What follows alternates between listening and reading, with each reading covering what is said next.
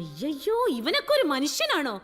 കൂടെ ജോലി ചെയ്യുന്ന ഒരു കുട്ടിയെ പീഡിപ്പിക്കാന്നൊക്കെ വെച്ചാല് ഇയാൾ ഇത്ര ചീപ്പാണെന്ന് ഞങ്ങള് വിചാരിച്ചില്ല.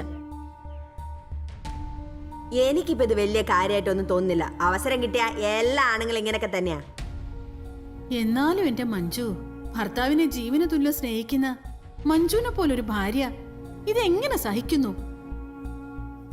അതെ അതെ, ഇവളെ പോലെ ഇത്ര അടക്കൊതുക്കുള്ള ഒരു കുട്ടി വേറെ ഉണ്ടോ നമ്മുടെ ഈ കോളനിയില്?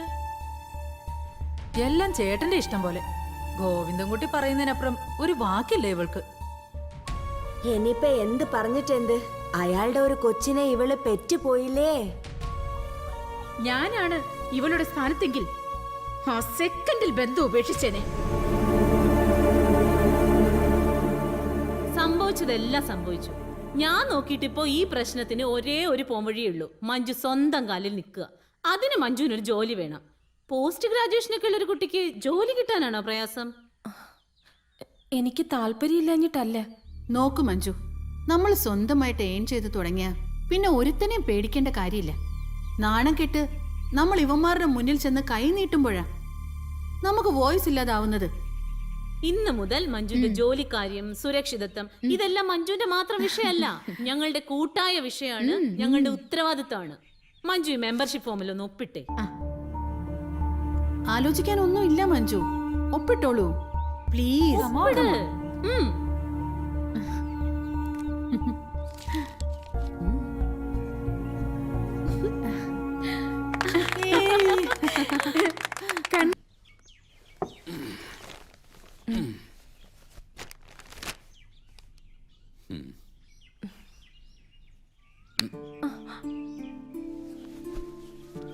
മഞ്ജു, നീ എന്നെ തോൽപ്പിച്ചു കളഞ്ഞല്ലോടി. ഞാനൊരു പഴഞ്ചൻ, എന്റെ കാഴ്ചപ്പാടുകളും പഴഞ്ചൻ. നീയാണ് എന്റെ കണ്ണു തുറപ്പിച്ചത്. ഒന്നോർത്താൽ ഞങ്ങൾ ആണുങ്ങളൊക്കെ വെറും സ്വാർത്ഥരാ. പെണ്ണൊരുത്തിയെ കെട്ടിക്കൊണ്ടുവന്നാൽ അവൾ ഉണ്ണുന്നുണ്ടോ ഉറങ്ങുന്നുണ്ടോ എന്നൊക്കെ നോക്കാറുണ്ട്. പക്ഷേ അതിനപ്പുറം അവളുടെ മനസ്സ് വായിച്ചെടുക്കാൻ ഞങ്ങൾ ആരും ശ്രമിക്കാറില്ല. 10-20 വർഷം ഓടി നടന്ന മണ്ണ് തറയിലും തലയിലും വെക്കാതെ വളർത്തിയ അച്ഛനമ്മമാര് എല്ലാം ഇട്ടെറിഞ്ഞ് ഒരു സുപ്രഭാതത്തിൽ പുതിയൊരു വീട്ടിലേക്ക്. മകളുടെ വിരഹം ആ അച്ഛനമ്മമാരെ എന്തുമാത്രം വിഷമിപ്പിച്ചു കാണും. വയസ്സുകാലത്ത് തുണയില്ലാതായ അവരെക്കുറിച്ച് ഓർത്ത് നീ എന്തുമാത്രം നൊമ്പരപ്പെട്ട് കാണും. അതിനും പുറമെയാണ് എന്റെ അപ്പനെയും അമ്മയും കൂടെ ഞാൻ നിന്റെ ചുമലിൽ വെച്ച് തന്നത്. അതൊക്കെ നാട്ടു നടപ്പല്ലേ? അയ്യേ, അതൊക്കെ തെറ്റായ നടപ്പല്ലേ. നമുക്കൊന്ന് മാറി നടക്കാം. എന്താ? നമ്മൾ ഇന്ന് തന്നെ നിന്റെ വീട്ടിൽ പോകുന്നു. മാസത്തിൽ 15 ദിവസം ഭാര്യ വീട്ടിൽ. അച്ഛനും അമ്മയും പരിചരിക്കാനും അവരെ സ്നേഹം കൊണ്ട് വീർപ്പ് മുട്ടിക്കാനും ഒക്കെ നിനക്കൊരവസരം. അവിടുന്ന് ആവുമ്പോ നിനക്ക് ഓഫീസിൽ പോകാനൊക്കെ എളുപ്പമാണല്ലോ. അത് കുട്ടിയേട്ടന് ദൂരം ആവില്ലേ? അതൊന്നും പ്രശ്നമില്ല. എന്റെ കാര്യമൊക്കെ ഞാൻ അഡ്ജസ്റ്റ് ചെയ്തോളാം. പിന്നെ കുറച്ച് ലീവും കിടപ്പുണ്ടല്ലോ. അപ്പൂന്റെ കാര്യം? അവനിവിടെ സേഫാ. വീക്കെൻഡിലെ ഞാൻ അങ്ങോട്ട് കൊണ്ടുവരാം. പിന്നെ വണ്ടിയുള്ളതുകൊണ്ട് നിനക്കും വരാലോ. അപ്പൊ സമയം കളയണ്ട, വേഗായിക്കോ വേഗായിക്കോ. ശരി.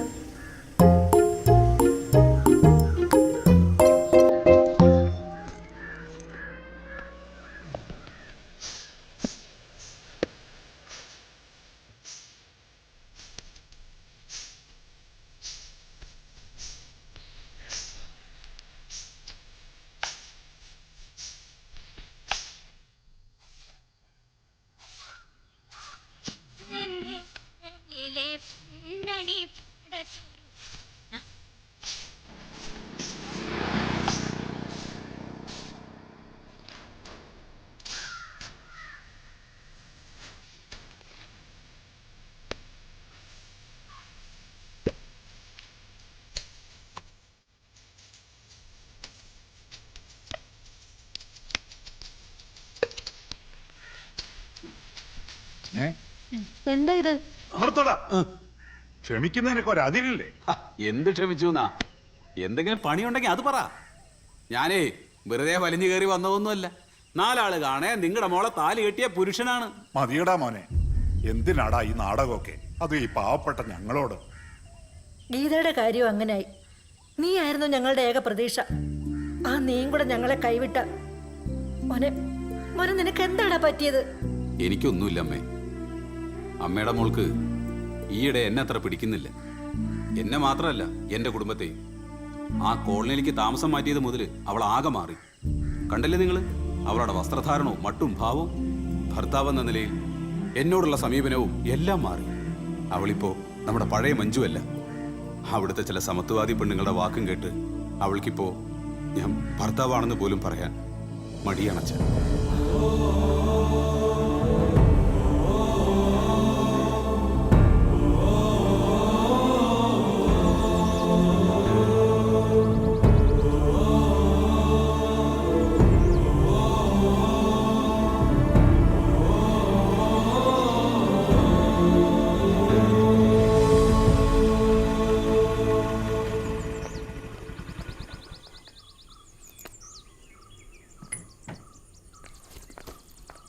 മഞ്ജു, നിക്കവിടെ.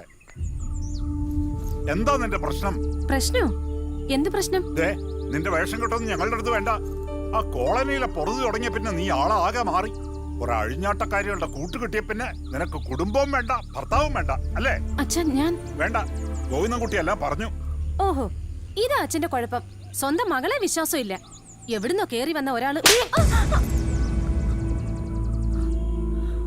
അയലത്തെ പെണ്ണുങ്ങള് ഒളിച്ചും പാത്തും നോക്കുക നിന്റെ താലി പൊട്ടിയോന്നറിയാൻ. പെൺകുട്ടികളെ അതിരുവിട്ട് കൊഞ്ചിക്കാൻ പാടില്ല. എന്ത് കോപ്രായം കാട്ടിയാലും അച്ഛൻ താങ്ങിക്കൊള്ളുന്ന ഒരു അഹങ്കാരം ഉണ്ടാവും. കെട്ട് കഴിഞ്ഞ പെണ്ണിന്റെ വീട് ഭർത്താവിന്റെ വീടാ. അമ്മേ വേണ്ട, എപ്പോഴാ മടക്കം? ഇവിടുത്തെ പൊറുതി മതി. ആ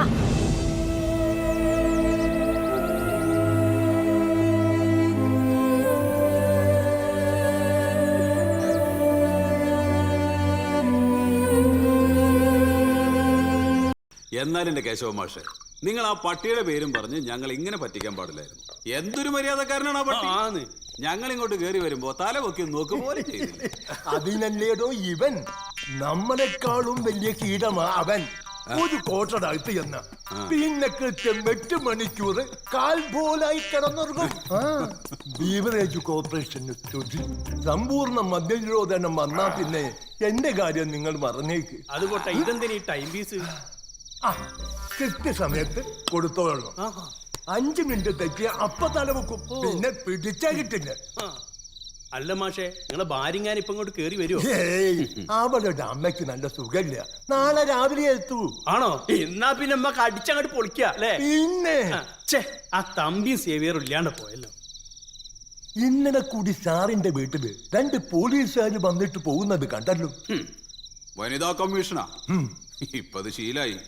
എന്റെ കുട്ടി സാറേ, ഈ ഒടിഞ്ഞ വക്കീലിന്റെ വാക്കും കേട്ടോണ്ടിരുന്ന നിങ്ങളുടെ ജീവിതം കുട്ടിച്ചോറാകും. തൽക്കാലം ഒരു കോംപ്രമൈസ് ആയിരിക്കും ബുദ്ധി. 2 ചക്കര വർത്താനം പറഞ്ഞ് ആ വെളച്ചില് പെണ്ണിനെ കൂടെ നിർത്തുക. കേസ് പിൻവലിച്ച ആ സെക്കൻഡ് പണി കൊടുക്കാം. ഓ ഇപ്പൊ അങ്ങനെയായില്ലേ? എന്നാ പിന്നെ നിങ്ങളെ പാടാ എന്താ ചെയ്തു? എനിക്ക് വയ്ക്കില്ലേ പണങ്ങൾ. അവൻ ഇത് കൊടുക്കാൻ സമയായി. അല്ല മാഷേ, ഞാനിത് കൊടുത്തോട്ടെ. എന്തായാലും ഒരു കുട്ടിക്ക് പാൽ കൊടുക്കാനുള്ള യോഗം യശോദയ്ക്ക് തന്നില്ല. ഒരു പട്ടിക്കെങ്കിലും കൊടുക്കാലോ. അവിടെ നിൽക്ക്. ഗ്ലാസിന്റെ മുകളിലേക്കൊന്നും വിടല്ലേ, അവളെന്നെ. ദീപക് മോനെ വാടാ, അച്ഛൻ പാല് തരാം. പല പല സ്വഭാവമാണ് ആ പെണ്ണിന്. കസ്റ്റമേഴ്സിന്റെ മുമ്പിൽ വെച്ച് വല്ല പോരും കാണിച്ചാ എന്റെ കൺട്രോൾ തെറ്റും.